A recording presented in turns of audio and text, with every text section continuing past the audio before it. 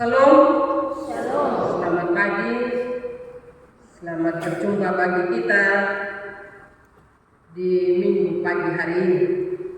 Tema yang akan kita renungkan bersama pada ibadah pagi hari ini yaitu memperbaharui iman, memperkuat persekutuan. Bapak Mama, hari ini adalah minggu terakhir dalam tahun 2025. Artinya Bapak Mama bahwa sudah 52 minggu kita ada untuk beribadah kepada Tuhan. Tapi ada sedikit pertanyaan yang menggelitik. Apakah iman kita sedang bertumbuh?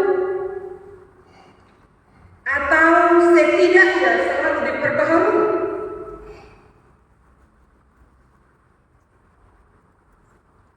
Kalau iya, apakah iman yang selalu diperbaharui itu membuat persekutuan jemaat kita semakin kuat?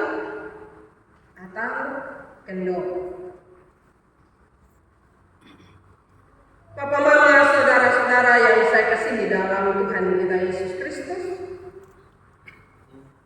hubungan kasih persaudaraan dalam jemaat seharusnya semakin kuat, sehingga persekutuan itu tidak menjadi lemah.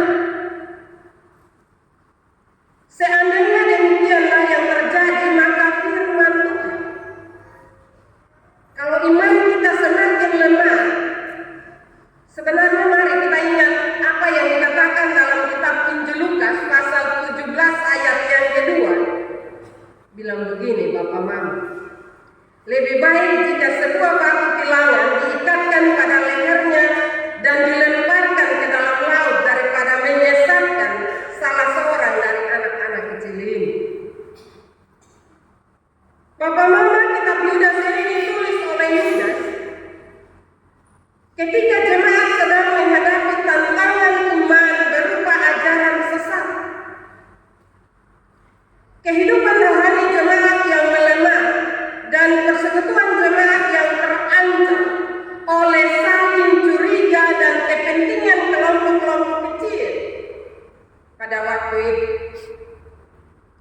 Dalam ayat yang ke-17 hingga ayat yang ke-19, Yudas mengingatkan kita kembali agar kembali pada ajaran-ajaran para rasul Tuhan Yesus tentang akan adanya pengejek-pengejek yang memecah belah persekutuan jemaat karena keinginan kedagingan atau keinginan dunia ini.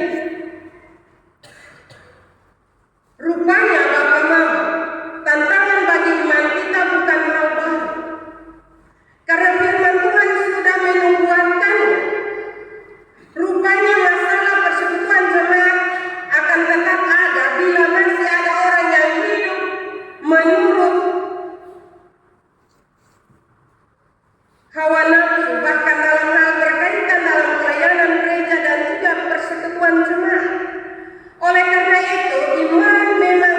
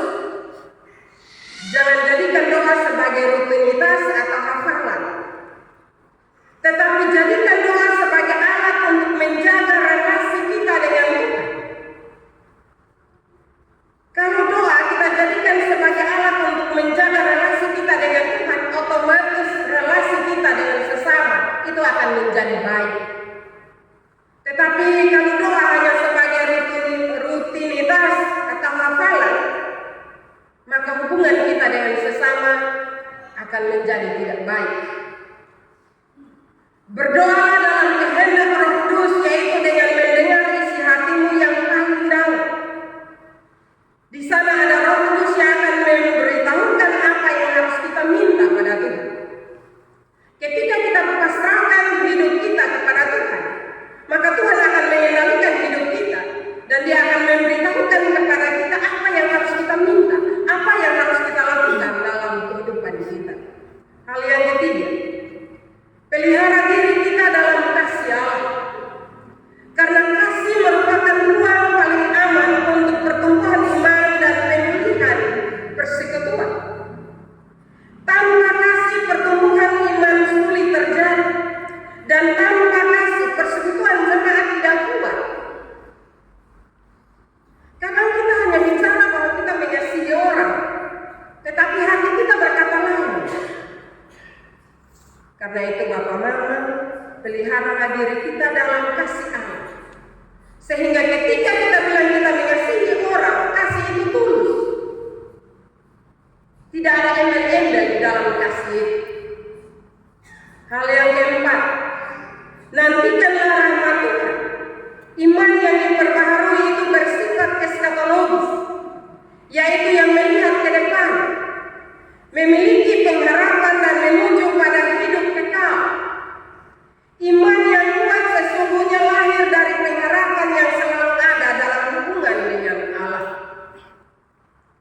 Bapak Mama, saudara-saudari yang saya kasih di dalam Tuhan, dalam ayat 22 hingga ayat yang ke-23, Yudas menyatakan bahwa iman yang hidup tidak berhenti pada diri sendiri, tetapi dinyatakan dalam persekutuan, dinyatakan terhadap sesama kita melalui belas kasih kepada sesama kita yang ragu-ragu kepada, dan juga kepada mereka yang belum teguh imannya. Tanggung jawab kita semua adalah membimbing mereka untuk kembali beriman teguh kepada Tuhan,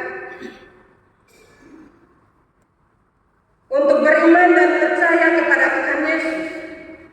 Tetapi sebaliknya Bapak Mama, iman yang bertumbuh itu juga harus mampu menarik orang keluar dari api penghukuman kepada keselamatan dalam Yesus Kristus. Karena itu sekali lagi itu tanggung jawab kita semua. Kalau orang yang ragu, orang yang masih bimbang, jangan ketemu pergi untuk tambah dia bimbang dan ragu lagi. Tetapi bagaimana kita minta Tuhan menolong kita untuk membimbing orang tersebut untuk terus beriman dan percaya kepada Tuhan, sambil juga tetap berjaga-jaga terhadap dosa. Karena kasih tidak berarti kompromi dengan dosa, tetapi kasih harus menegur yang salah dan menolong yang tersesat. Apakah tugas dan tanggung jawab itu sudah kita lakukan di penghujung tahun 2025? Bapak Mama, di hari Minggu terakhir tahun ini, firman Tuhan mengajak kita untuk memperbaharui iman dengan kembali bertumbuh dan berpedoman kepada firman Tuhan. Doa yang benar dan berpengharapan dalam Kristus. Firman Tuhan ini juga mengajak kita untuk memperkuat persekutuan melalui saling mengasihi dengan tulus, saling menolong dan menjaga kekudusan hati untuk beriman kepada Tuhan. Bapak Mama, semoga di tahun baru nanti Jemaat Getsemani Tarus Timur bertambah kuat dalam iman, semakin hangat dalam persekutuan, dan tetap setia menanti kedatangan Kristus. Itu harapan kita semua. Karena itu harapan itu bisa terwujud kalau kita sama-sama saling mengasihi dengan tulus. Kita minta Roh Kudus menolong kita agar hal-hal yang tidak berkenan dalam kehidupan kita Tuhan lepaskan. Tuhan menolong kita supaya kita meninggalkan itu, dan biarlah Roh Kudus membaharui hidup kita. Agar ketika kita diizinkan masuk ke tahun yang baru, kita masuk dengan hati yang tulus, sukacita, dan masuk dalam pembaharuan akal budi untuk memuliakan nama Tuhan. Firman Tuhan memberkati kita pada pagi hari ini. Amin.